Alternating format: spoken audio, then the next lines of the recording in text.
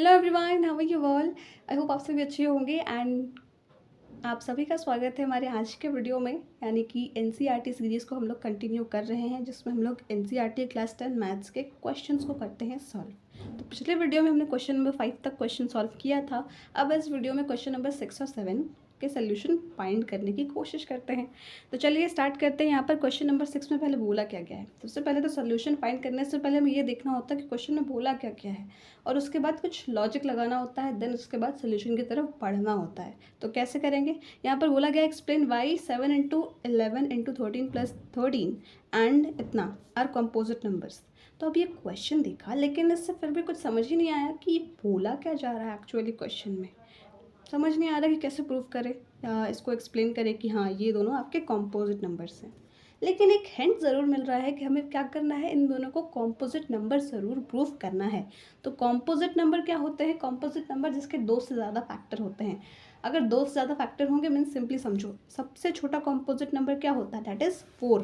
क्योंकि 4 को आपके कितने फैक्टर्स हो गए, यानी कि अगर फैक्टर्स का मतलब भी आपको समझ नहीं आ रहा है तो सिंपल सी भाषा में आप समझो कि फैक्टर्स यानी कि वो दो नंबर से ज़्यादा नंबर से वो डिवाइड हो सके। यानी कि ये नंबर 1 से भी डिवाइड हो सकता है, 1 इंटू 4, 4 4 मतलब 4 बार में। और ये 2 से भी डिविजिबल है, 2 2 जा 4, और ये 4 से भी डिविजिबल है, यानी 4 4 जा 1, पूरा डिविजिबल ही कट हो जा रहा है ना। तो जब बात होती है कंपोजिट नंबर जिसके दो से ज़्यादा फैक्टर होने चाहिए, तो अगर फैक्टर आपको समझ नहीं आ रहा तो सिंपली इतना कि उसके दो से ज़्यादा नंबर होने चाहिए जिससे वो डिवाइड हो सके, डिविजिबल हो सके। ठीक है, तो आप समझ में आ गया कि सबसे छोटा कॉम्पोजिट नंबर है 1 to 4। लेकिन यहाँ पर इसकी बात नहीं हो रही है कि सबसे छोटा कॉम्पोजिट नंबर कौन है। एक second, just give me 1 second. ये कैमरा थोड़ा ब्लर शो कर रहा है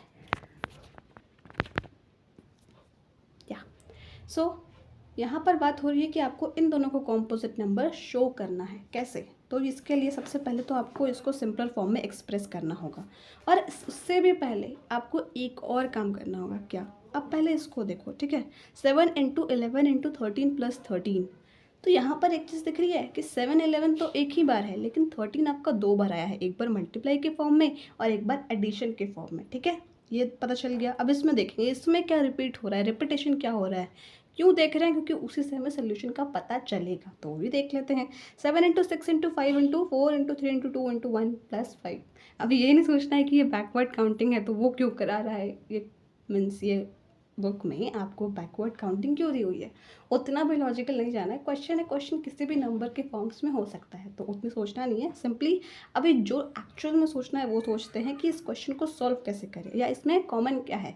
तो कॉमन क्या है इस वाले में, 5 आपका कॉमन है। एक बार 5 आपका मल्टीप्लाई के फॉर्मेट में आया है और दूसरी बार आपका मल्टीप्लाई प्लस के फॉर्मेट में आया है। ठीक है, अब हमने यहाँ पर दोनों नंबर्स को देख लिया, यानी दोनों फॉर्म में देख लिया, दोनों मल्टीप्लाई के जो एक्सप्रेस है उन दोनों को देख लिया। और उसके बाद हमें कुछ चीज़ें पता चली हैं कि इसमें 13 कॉमन है, इसमें 5 कॉमन है।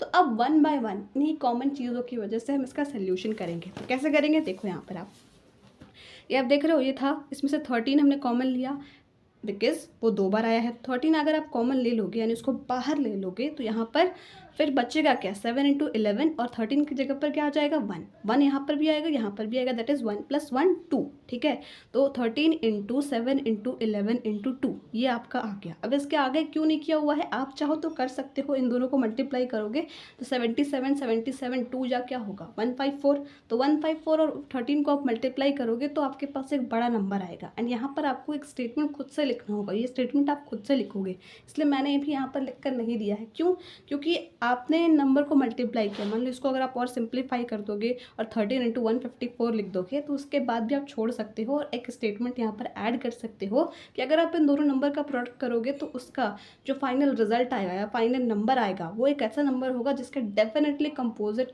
नंबर होगा, यानी कि उसके दो से ज़्यादा फैक्टर्स ज़रूर होंगे। यहाँ पर आपको पूरा शो करके दिखाने की ज़रूरत नहीं है बिकॉज ये 2 मार्क्स में ही आता है और यहाँ पर आपको स्टेटमेंट ही वर्क करता है।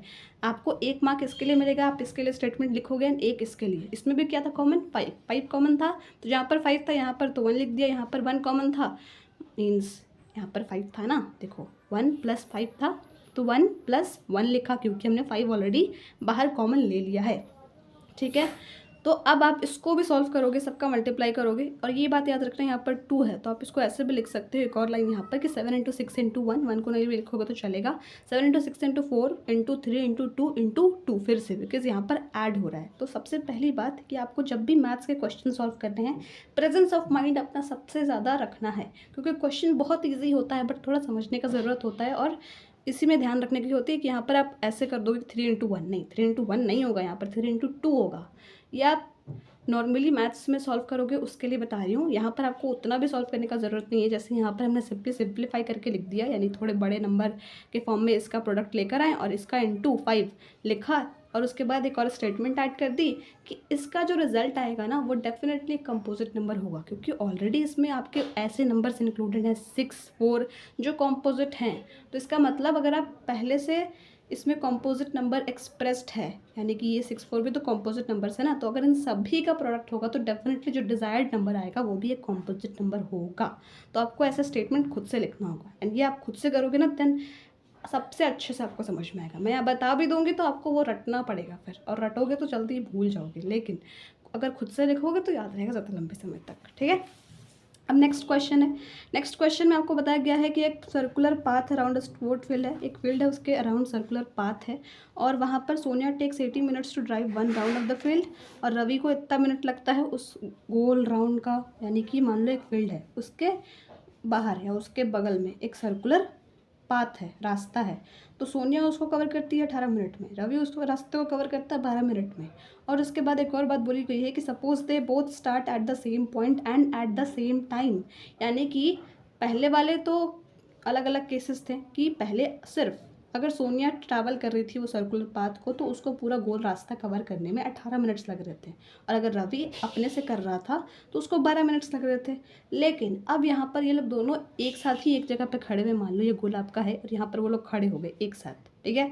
अब वो लोग दोनों एक साथ ही यहाँ पर से चलना स्टार्ट करने वाले हैं, और आपको वो बताना है कि वो लोग कितने टाइम में स्टार्टिंग पॉइंट पे मिलेंगे। तो कैसे, यहाँ पर आपको इसका एलसीएम फाइंड करना होगा। ठीक है, हाँ, दैट्स ऑल अबाउट इट। और ये बहुत ही सिंपल सा क्वेश्चन है। और एक और बात, ऐसे जो सिंपल लॉजिकल क्वेश्चंस होते हैं ना, यानी कि एलसीएम फाइंड करना और एचसीएफ, कुछ कुछ क्वेश्चंस ऐसे भी होता है जिसमें एचसीएफ भी फाइंड करना होता है, तो वो क्वेश्चंस की प्रैक्टिस आपको करनी होगी। और यहाँ पर आपको एलसीएम ही क्यों बोला गया करने के लिए, क्योंकि एचसीएफ में आप शॉर्टेस्ट नंबर निकालते हो ना, लेकिन यहाँ पर बताया जा रहा है कि आप वो लोग दोनों कब कितने टाइम में मिलेंगे। तो एक्चुअली वो लोग की स्पीड इतनी भी ज़्यादा नहीं है, या इतना भी वो लोग जल्दी नहीं कवर कर रहे हैं कि वो लोग कम टाइम में आ जाएंगे। कम टाइम नहीं, बट हाँ थोड़ा टाइम लगेगा, बिकॉज एक का 18 है एक का 12 है, तो उस केस में उसका एलसीएम ही फाइंड करना होगा। सो आई होप इट्स क्लियर। अगर फिर भी इस क्वेश्चन में डाउट है तो आप मुझे कॉमेंट्स में ज़रूर बताना, क्योंकि अगर आपको समझने में दिक्कत होगी तो I will try to help. मैं कुछ चीज़ें आप पर भी छोड़ रही हूँ कि आप खुद से भी मेहनत करो, तब जाके आपको अच्छे से समझ में आएगा। सारी चीज़ें बता दूँगी तो फिर मेहनत करने की इच्छा चली जाएगी। ठीक है, so that's all about it. मिलते हैं नेक्स्ट वीडियो में।